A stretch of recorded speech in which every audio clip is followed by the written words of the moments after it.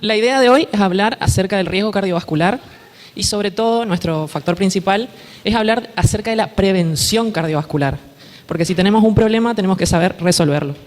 Yo, como dijo Laura, soy cardióloga universitaria, me encanta estar en una universidad nuevamente, acá pisar este piso, lindísimo. Y como dijo Laura también, soy miembro de la Sociedad Argentina de Cardiología, de la FAC también y de la Sociedad Misionera de Cardiólogos. Así que muchas gracias a la UCAMI también por darnos este espacio para hablar de la mujer. Y mi pregunta, no es poca cosa que un día como hoy, que en realidad es mañana, pero estamos hablando hoy, el Día de la Mujer, que estemos hablando de prevenir enfermedad cardiovascular. ¿Ustedes saben por qué se celebra el 8 de marzo, el Día de la Mujer? ¿Alguno? Tira el voleo, ahí va.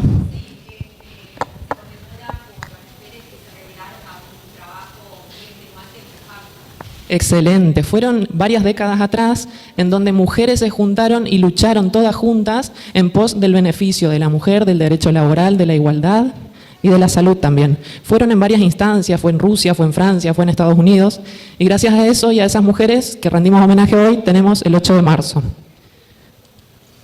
Y ahora la siguiente pregunta es, ¿cuál creen que es la principal causa de muerte en la mujer? Segura, ¿no? Sí, por ahí yo el otro día hice esa pregunta en mis redes sociales, preguntando de qué pensaban que era, y muchos me dijeron cáncer de mama, accidente, violencia de género, pero no, definitivamente es la enfermedad cardiovascular. Está demostrado con números y estadísticas que el 35% de las muertes de las mujeres es por enfermedad cardiovascular. Eso implica a la parte de cerebrovascular también, que después nos habla el doctor, el neurólogo. 275 millones de mujeres en el mundo. Ni me entra en la cabeza la cantidad de personas que son, pero esa cantidad de mujeres por año, en el año 2019, que fue esta cifra, se infartó.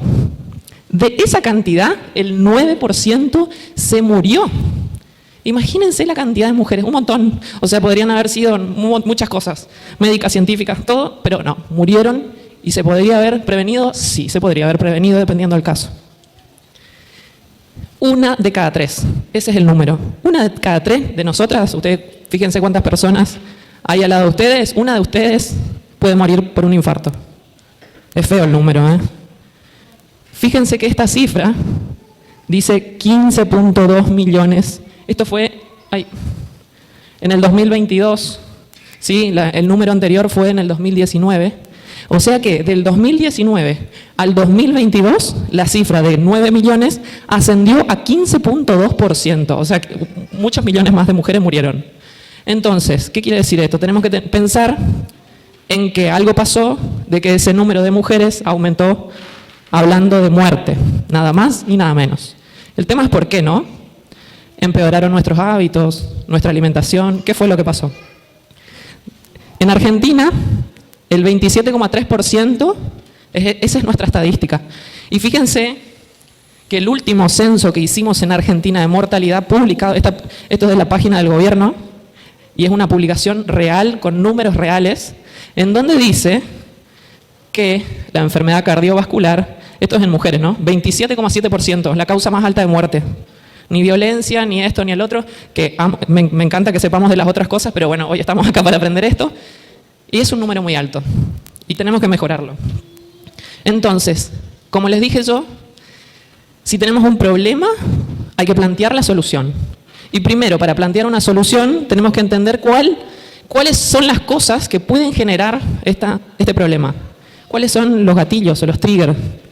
Entonces, vamos a hablar de inflamación, de hormonas, de dieta, que ya estuvieron hablando algo de alimentación, del cigarrillo, de la obesidad, de la hipertensión.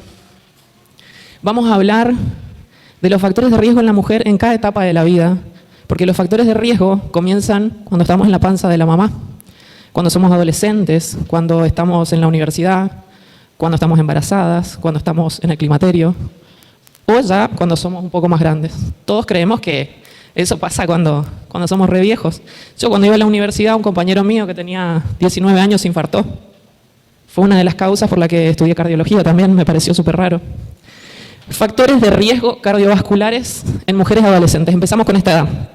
Voy a acelerar porque sé que están todos cansados, pero fundamental que estos adolescentes comiencen haciendo actividad física, que se muevan, el movimiento de salud, que se alimenten bien, que dejemos de comer ultraprocesados. Está demostrado en todas las especialidades que los ultraprocesados no hacen bien ni al cerebro, a ninguno de nuestros órganos, porque genera inflamación crónica y la inflamación crónica, disfunción endotelial, que reitero, el corazón es lo que me importa en esta especialidad, pero afecta a todos los órganos. También en la adolescencia es donde se hace el diagnóstico del síndrome de ovario poliquístico, en donde hay una disminución de estrógenos, y la disminución de estrógenos es el problema en la adolescencia. Cuando hay hipogonadotrofismo, cuando hay insuficiencia ovárica prematura, todos estos problemas que aumentan la resistencia a la insulina. También la disminución de estrógenos hace obesidad, provoca la obesidad, la dislipemia y la hipertensión. Entonces en la adolescencia nosotros vamos generando estos posibles problemas que vamos a tener a futuro.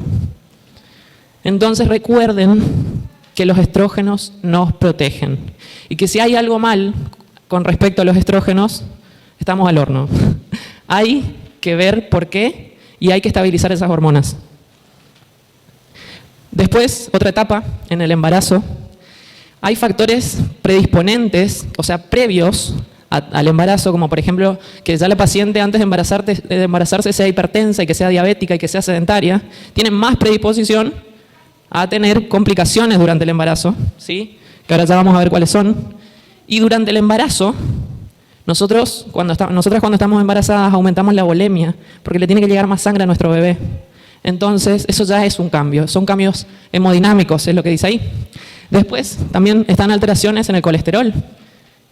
Estamos en un estado hipercoagulado, hay hipercoagulabilidad en el embarazo. Por eso es que muchas mujeres también tienen trombosis cuando toman anticonceptivos, por ejemplo, que es una causa bastante frecuente de la trombosis en una edad fértil. Y después, por otro lado, la tecnología de reproducción asistida, que es básicamente que te ponen hormonas para que vos hagas hiperestimulación ovárica, que tengas más ovarios y te quedes embarazada, pero todo eso es hormona y la hormona genera riesgo. Entonces, bueno, esto ya lo dije. Y estos son los resultados adversos en el embarazo que les nombraba recién, que pueden ser provocados por factores de riesgo previo a la embarazada o que pueden darse en el embarazo. Y si esto se da en el embarazo, por ejemplo, el aborto, el parto prematuro, el retraso de crecimiento intrauterino, la diabetes gestacional o la hipertensión gestacional, la preeclampsia, esa mujer que tuvo eso tiene más predisposición a tener un infarto. Entonces esto es así como, ¿quién nació primero, el huevo o la gallina? Básicamente, la alteración hormonal también puede generar factor de riesgo cardiovascular nuevamente. Y este dato me pareció increíble. ¿Por qué? Porque está visto que las mujeres que mueren en el puerperio, lo que se llama el cuarto trimestre de embarazo, y me dirán, Flor, ¿qué es eso? El cuarto trimestre de embarazo es desde el parto hasta la semana 12, ¿sí? El 70% de las mujeres que mueren por enfermedad cardiovascular lo hacen en ese periodo. 70%, un montón. Pero de ese 70%, 40% nunca se controló. Hubieran prevenido una muerte materna y el bebé tendría mamá. Entonces son todas cosas que uno tiene que pensar. La siguiente etapa es el climaterio. El climaterio, estamos en el problema, ahí en el climaterio, porque ahí es cuando el estrógeno se va. El estrógeno, que era nuestro protector, empieza a desaparecer. Entonces nosotros, los cardiólogos, empezamos a decir, bueno, ¿y si hacemos reemplazo hormonal estrogénico para prevenir la enfermedad cardiovascular? Sí, vamos a hacerlo. Entonces, como todos nosotros los médicos hacemos, según estadística, no damos nada porque sí, siempre hay evidencia científica para darte tal o cual medicamento, acá también. Entonces, se hizo un trabajo de investigación hace 1000 años, ¿no? Porque esto no es nuevo, y se vio que disminuía el riesgo cardiovascular, pero aumentaba la probabilidad de tener cáncer. Entonces, se dio de baja la situación y volvimos para atrás. Ahora, en la actualidad, hay nuevas hormonas. Estas hormonas se las llaman hormonas bioidénticas. Son más compatibles con nuestro organismo y no producen tantos efectos adversos a nivel de cáncer, ¿no? Oncológicos. Así que es un tema con el que cada paciente en particular tiene que hablar con su médico. ¿Por qué? Porque puede hacer bien o puede empeorar la situación, ¿sí? Así que atento con eso. Y después, bueno, yo soy feminista, digamos. Yo soy fanática de la mujer, atiendo a muchas mujeres. Creo que son el 90% de mis pacientes. ¿Qué diferencia hay entre los factores de riesgo de las mujeres para enfermedad cardiovascular y del hombre? Algunos son los mismos, como estos, como la hipertensión, el sedentarismo y la dislipemia. Y después, otros que compartimos, pero ¿qué? Por ejemplo, la diabetes, la obesidad y el tabaquismo. Si yo pongo de este lado un hombre de 50 años que es diabético, que es obeso y que fuma, y pongo de este lado una mujer que es diabética, con 50 años que es diabética, que es obesa y que fuma, tiene más probabilidad, lo mismo, la más probabilidad la mujer de tener enfermedad coronaria que el hombre. Y esto es loco porque siempre se creyó que eso era al revés. Siempre el que tenía infarto era el hombre, la mujer no. Y bueno, es que las mujeres siempre nos ponemos, todos nos callamos y nos aguantamos. El tabaquismo además, como les decía, todo es una bola de nieve, todo se entrelaza. El tabaquismo además de ser un factor de riesgo cardiovascular en general de la población, en la mujer, aumenta la probabilidad de menopausia precoz, empeora la osteoporosis y tiene mayor riesgo de tener cáncer el paciente. O sea que es malo por donde lo veas. Acá cuento también un poco de los factores de riesgo y ahí es donde vemos los porcentajes en donde, por ejemplo, la mujer obesa tiene 64% de probabilidad de tener un infarto y el hombre obeso tiene un 47%. Entonces esos valores, que son tan diferentes, nos cambian todo. Después hay otros factores de riesgo que también pueden desarrollar enfermedad coronaria. O sea, no es que desarrollan, sino que predisponen a... Son las enfermedades autoinmunes, que, oh casualidad, ¿a dónde es más frecuente tener una enfermedad autoinmune? ¿En el hombre o en la mujer? En la mujer, buenísimo. El cáncer de mama, bueno, el hombre puede tener cáncer de mama también, pero obviamente la mujer es la que más tiene. 20% puede ser en el hombre, 80% en la mujer, datos no menor. Y el cáncer de mama, a su vez, una cosa lleva a la otra, el cáncer de mama también, como es factor de riesgo cardiovascular, además en el cáncer de mama la terapia, ¿cuál es? La radioterapia, la quimioterapia. Los remedios que utilizamos en oncología también pueden afectar al corazón y al sistema cardiovascular. Hemos visto muchas veces insuficiencia cardíaca, cardiomegalia, etcétera, por drogas oncológicas. Así que también lleva a tener enfermedad cardiovascular. Y por otro lado, está la depresión y la ansiedad, que son los trastornos psicosociales, en los cuales, adivinen quién es más diagnosticada. La mujer nuevamente es la loca, la ansiosa, la que tiene depresión. Bueno, el hombre también, pero la mujer tiene más diagnóstico de eso. Así que otro factor de riesgo. O sea que las mujeres tenemos una brecha de diagnóstico. ¿Por qué? Porque los síntomas también son diferentes en el hombre y la mujer. Si yo les hago una pregunta, si tenemos dos pacientes, un hombre y una mujer de la misma edad, que tienen los dos una apendicitis de las mismas características, por ejemplo, tiré un diagnóstico al azar, ¿quién creen que se va a quejar más? ¿El hombre o la mujer? Al público. Sin lugar a dudas. Lo mismo pasa en el infarto. La mujer no se queja. Y ese umbral de dolor que nosotros conocemos, que es decimos, ¿cuánto sentís del dolor del 1 al 10? 1 es nada y 10 es el peor dolor de tu vida. Adivinen cuánto le daría el hombre a un infarto y cuánto le daría a una mujer. O sea, obviamente el hombre va a decir 10 y la mujer va a decir 3 y por ahí está al horno. Bueno, no. Es porque aguantamos más. A todo esto, los síntomas son distintos. ¿Por qué? Porque los estudios que tenemos, los cardiólogos en los que nos basamos, fueron hechos en estadísticas en base a las mujeres, en base a los hombres, perdón. Entonces nosotras estamos infrarreconocidas, estamos infradiagnosticadas y estamos obviamente infratratadas. El dolor de pecho en el hombre es un dolor de pecho precordial, opresivo, que irradia el cuello, algunas veces a la mandíbula, algunas veces a la espalda, pero es la característica más frecuente. En la mujer también puede ser esa la más frecuente, pero hay otras formas. Puede dar cansancio, puede dar náuseas, mareo, fatiga, transpirar mucho, diaforesis se llama eso. ¿Qué tiene que ver eso con un infarto? O sea, a mí me cae una mujer que está transpirando como cardióloga y hasta a mí me cuesta, debe tener fiebre, digo yo, ¿no? Entonces, esos síntomas son tan distintos en el hombre y la mujer. Y eso puede deberse, no se sabe, pero puede deberse también a porque las arterias en el corazón son más pequeñas en la mujer y tenemos una red de capilares, o sea, está la arteria, la arteriola y ahí viene el capilar. Esos capilares son más frecuentes en el corazón de la mujer que en el hombre. Puede deberse eso, en realidad no se sabe muy bien, pero bueno, esos son los síntomas que puede llegar a sentir una mujer además del dolor de pecho. Y este cuadro a mí me pareció recontra interesante porque le estoy hablando de muchos números. 45% de las mujeres, no se ve bien, pero 45% de las mujeres no sabe que la causa principal de muerte es el infarto en la mujer. 45%, o sea, la mitad de la población. 40% de los estudios que hacemos a las mujeres, los médicos, no incluye una evaluación cardiovascular, cuando es la principal causa de muerte. Una locura. 39% de médicos clínicos, que son el primer contacto con el paciente, no le pide una evaluación cardiovascular. Y este dato, bastante interesante, 22% de los médicos clínicos y 42% de los cardiólogos solo se siente preparado para poder atender a una paciente con enfermedad cardiovascular. O sea, la mitad de los cardiólogos, esto es un poco viejo, no está actualizado porque no encontré algo nuevo de esto, pero me parecieron realmente datos tremendos que quería mostrárselos. Entonces, esto ya les dije, las guías clínicas históricamente hablan del hombre, no de la mujer, así que los datos los sacamos en base a ellos y no a nosotras. Y como hay diferencias en todo, también hay diferencias en el tratamiento. Si yo, por ejemplo, tengo un dolor de pecho, yo, Florencia, tengo un dolor de pecho. Vamos a suponer que soy una Florencia que no soy cardióloga.